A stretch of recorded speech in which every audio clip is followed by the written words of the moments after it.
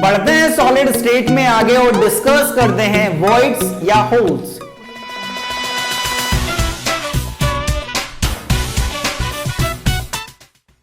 आज इस वीडियो में अपन डिस्कस करेंगे यार वॉइड्स या होल की। वॉइड्स क्या होते हैं, होल किस तरह से होते हैं, किस तरह से फॉर्म होते हैं, उन सब की अपन आज हम बात करने वाले हैं। मेनली अपन ने तीन टाइप के वॉइड्स पढ़ने हैं, trigonal voids, tetrahedral voids and octahedral voids. ये हमारे काम के हैं और इस पर क्या न्यूमेरिकल बनेगा, जो आपने पहले अपन ने न्यूमेरिकल करा था ना, पॉसिबल मॉलिक्यूलर फॉर्मूला।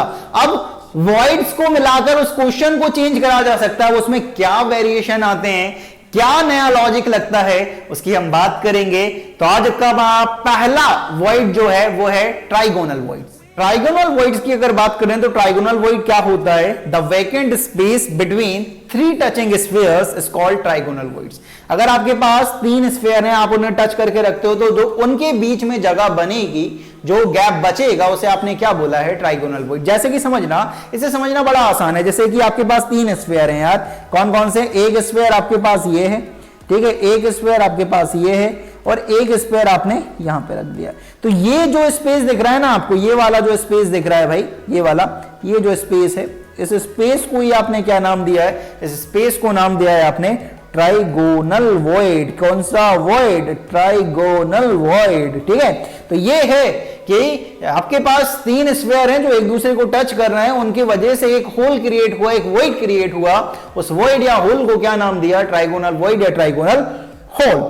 नेक्स्ट जो है हमारे पास वो है टेट्राहेड्रल वॉइड की। टेट्राहेड्रल वॉइड क्या होता है, the vacant space between four touching sphere is called tetrahedral voids. आपके पास चार स्फीयर हैं जो एक दूसरे से टच हो रहे हैं, ठीक है, उनकी वजह से एक होल जो क्रिएट होगा उसे आप क्या बोलोगे, टेट्राहेड्रल वॉइड। किस तरह से, इसे समझना बड़ा आसान है। जैसे कि आपके पास ये समझो कि आपके पास चार स्फीयर हैं, पहला स्फीयर ये रहा, ठीक है, दूसरा स्फीयर क्या रहा, दूसरा स्फीयर रहा आपके पास ये, तीसरा स्फीयर ये रहा आपके पास।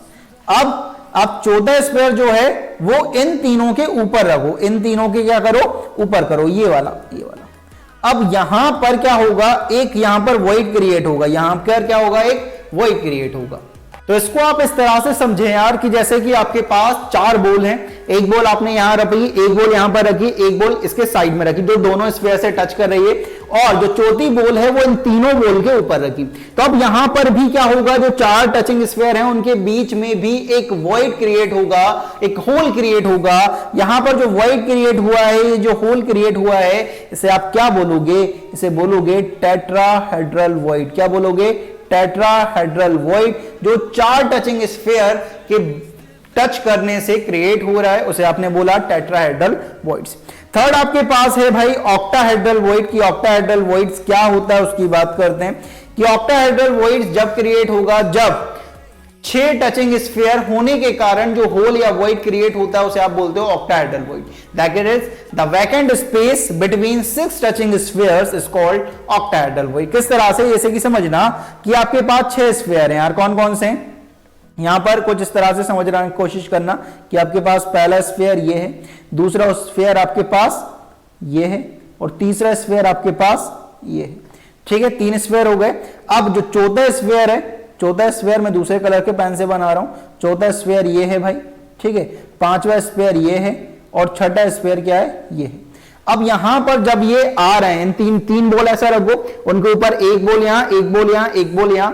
अब ये 6 जब टचिंग स्फीयर है उनके बीच में एक जगह खाली बच रही है। ये जो आपको जगह दिख रही है भाई, ये आपको जो जगह दिख रही है, ये वाली, ये जो वेकेंट स्पेस दिख रहा है, उसे आप क्या बोलोगे, उसे बोलोगे ऑक्टाहेड्रल वॉइड। क्या बोलोगे, ऑक्टाहेड्रल वॉइड, क्योंकि ये 6 टचिंग स्फीयर के वैकेंट स्पेस है बीच में, उनके कारण बन रहा है, इसलिए बोला है ऑक्टाहेड्रल वॉइड्स।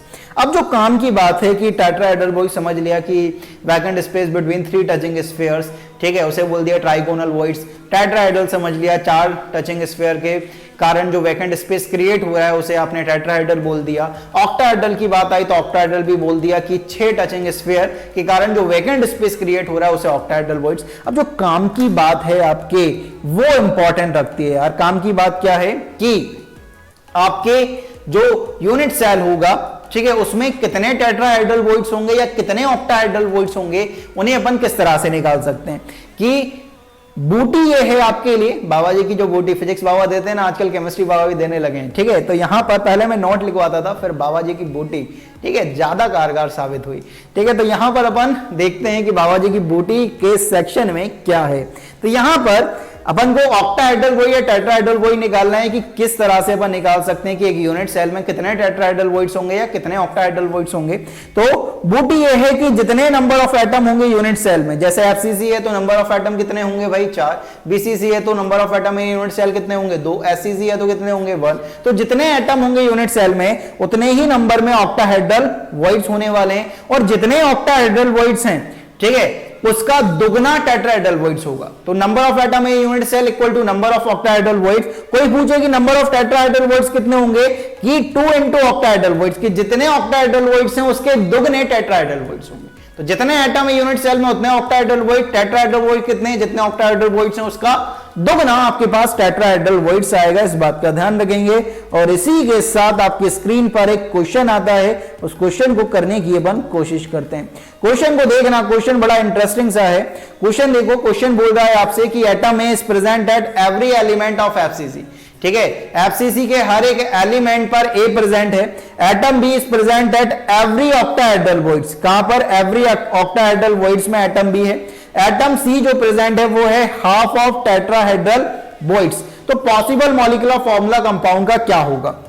अब इसे सॉल्व करना बड़ा आसान है कि अगर एटम ए की बात करें कि एटम ए क्या कितने होंगे भाई, कि every element of FCC, FCC में नंबर ऑफ एटम कितने होते हैं भाई, कि फेस सेंटर पर हैं और कॉर्नर पे हैं, तो फेस मतलब 6 into 1/2 plus 8 into 1/8 that is 4। तो number of atom in FCC 4 ही होते हैं। तो एटम ए एवरी एलिमेंट बना रहा है एफसीसी का, तो एटम ए कितने होंगे भाई 4।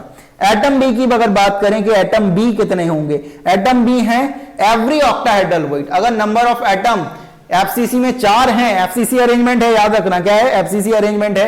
अगर एफसीसी अरेंजमेंट है तो नंबर ऑफ एटम कितने हैं 4, तो उतने ही ऑक्टाहेड्रल वॉइड्स होंगे। तो atom be every octahedral voids पे आ रहा है, तो एटम बी भी कितने होंगे 4 होंगे।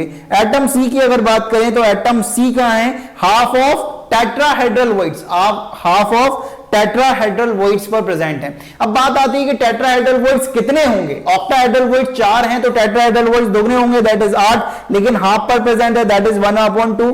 तो कितने आ गए, एटम सी भी कितने हो गए 4। तो जो आपका पॉसिबल मॉलिक्यूलर फॉर्मूला है, जो आपका पॉसिबल मॉलिक्यूलर फॉर्मूला है भाई, वो क्या होगा, वो होगा आपके पास possible molecular formula equal to A4 B4 C4, या आप मान सकते हो A1 B1 C1, ये भी हो सकता है। इस बात का ध्यान रखेंगे कि A4 B4 C4 भी हो सकता है, A1 C1 और B1 भी हो सकता है, A1 B1 C1 या A4 B4 C4 भी हो सकता है। तो यहां पर जो काम की बात है वो ये है कि atom A every element of FCC बना रहा था, एफसीसी पे प्रेजेंट है एटम ए अकेला, तो वो तो कॉर्नर और कहां पर प्रेजेंट होगा, फेस सेंटर पर प्रेजेंट होगा। वो कितना प्रेजेंट होगा कि 4 एटम होंगे के भाई, कि बी कहां पर प्रेजेंट है कि एवरी ऑक्टाहेड्रल वॉइड्स। तो अगर 4 एटम है यूनिट सेल में तो उतने ही ऑक्टाहेड्रल वॉइड्स होंगे। टेट्राहेड्रल वॉइड्स कितने होंगे कि जितने ऑक्टाहेड्रल वॉइड्स हैं उसका दुगना टेट्राहेड्रल वॉइड्स होगा, लेकिन हाफ पे प्रेजेंट था तो आधे से यहां पर मल्टीप्लाई कर दिया और कुछ नहीं है,